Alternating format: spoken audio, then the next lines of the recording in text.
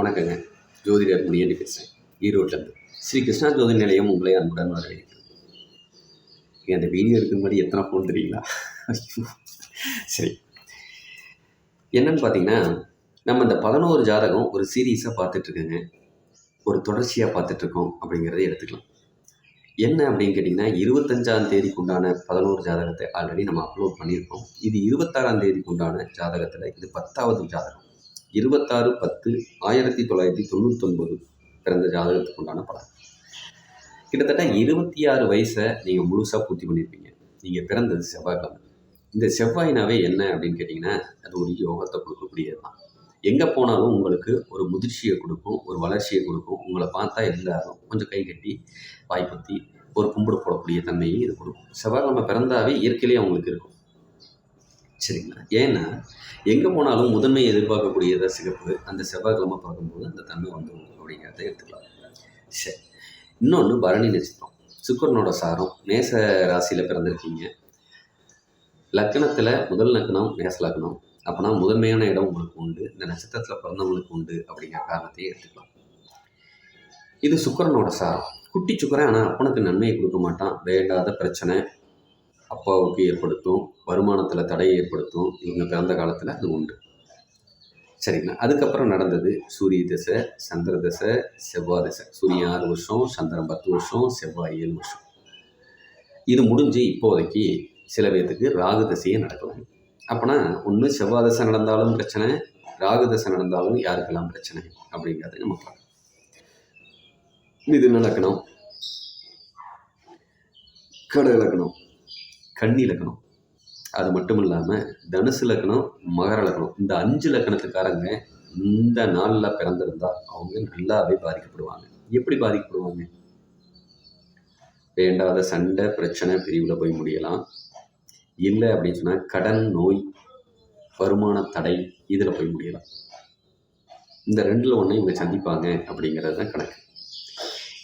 எனக்கு மட்டும் ஏன்னா இப்படியே நடக்குது அப்படின்னு சில பேர் நினைக்கிறாங்கல்ல, அவங்களுக்கு ஒன்று ராகு கேது தசையோ அட்டமாதிபதி தசையோ கண்டிப்பாக ஜாதகத்தில் நடந்தே தீருங்க. எல்லாமேலாம் ஒருத்தன் ஊரை விட்டெல்லாம் ஓட மாட்டான், பல குடியை வாங்கிட்டு ஊரை விட்டால் ஓட மாட்டான். புரியுதுங்களா? அதுதான் உண்மை.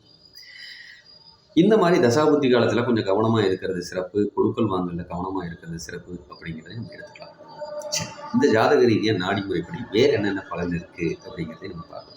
நீங்கள் ஆண் ஜாதகமாக இருக்கிற பட்சத்தில் நல்ல கோபம், ரோசம் எல்லாமே வரும். எங்கே போனாலும் தனக்கு மரியாதை கிடைக்கணுங்கிற எண்ணத்தை கொடுக்கும். சில பேர் மற்றவங்களை கவர்றதுக்காக, அட்ராக்ஷனுக்காக என்ன பண்ணுவாங்கன்னா ஸ்டெண்டெல்லாம் பண்ணுவாங்க. அப்படி பண்ணினீங்கன்னா கண்டிப்பாக அடிபட்டு போயிடுவீங்க, விபத்துக்களை ஏற்படுத்திடும்.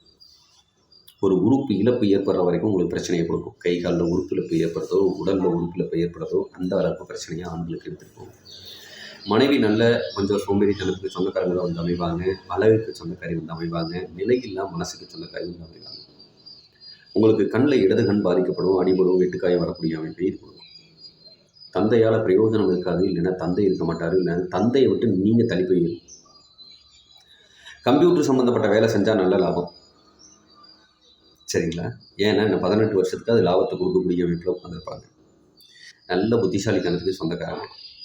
காதல் திருமணம் மீது செஞ்சுருந்தீங்க அப்படின்னு சொன்னால் அதுவும் உங்களை பாதிக்கும். இந்த காலம் பிரச்சனையோ பிரிவோ கொடுக்கக்கூடிய அமைப்பு. நல்லா புரிஞ்சுக்கங்க, நான் சொல்கிற ஜாதகம் எல்லாமே நான் சொல்கிற லக்கணத்துக்கு தான் இந்த பலன். மற்றவங்க ஓரளவுக்கு தப்பிச்சிருவீங்க. மொத்தம் 12 ராசி, 12 கட்டம். சரிங்களா? அதில் 5 ராசிக்காரங்களுக்கு இது கண்டிப்பாக நடந்தே தீரும் அப்படிங்கிறத கணக்கு.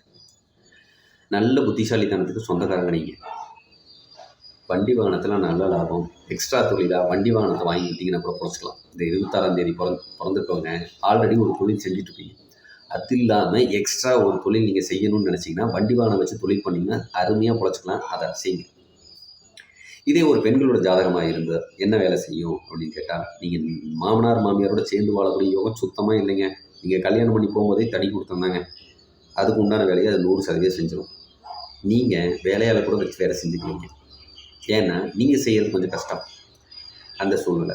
நீங்கள் அழகுக்கு சொந்தக்காரங்க, நீங்கள் தானே இருக்கிறதுலே அழகு. சரிங்களா? கருப்பாக இருக்கலாம், சிவப்பாக இருக்கலாம், அதெல்லாம் கிடையாது. இயற்கையிலேயே நீங்கள் அழகு, அவ்வளோதான். பார்க்குறவங்களுக்கு அட்ராக்ஷனாக தெரிவிங்க அப்படிங்கிறது. உங்களோட கர்ப்பப்பை கொஞ்சம் பாதிக்கப்படும். சரிங்களா? தலைக்குழந்தை பையனாக இருந்ததுன்னா அதுவும் பாதிக்கப்படும் அப்படிங்கிறது. தோல் பிரச்சனை, நரம்பு பிரச்சனையை கொஞ்சம் சந்திக்க வேண்டிய சூழ்நிலையை உங்களுக்கு கொடுக்கும். உங்களோட கணவர் ரொம்ப ரொம்ப நல்லவர். நீங்கள் சொல்கிறதுக்கு ஏற்ற மாதிரி அவர் ஆடிடுவார். அதனால் நீங்கள் வருத்தப்பட வேண்டியதில்லை. இதெல்லாம் தான் உங்களோட பிள்ளை. உங்களோட ஜாதக ரீதியாக வேறு ஏதாவது வேணும் அப்படின்னா தாராளமாக கேளுங்க, நான் பார்த்துட்டு சொல்கிறேங்க. ஸ்ரீ கிருஷ்ணா ஜோதிட நிலையத்தை தொடர்பு கொள்ளுங்க. உங்களுடன் எப்பயுமே ஈரோடு ஜோதிடர் முனியாண்டி இருப்பார். மிக்க நன்றிங்க.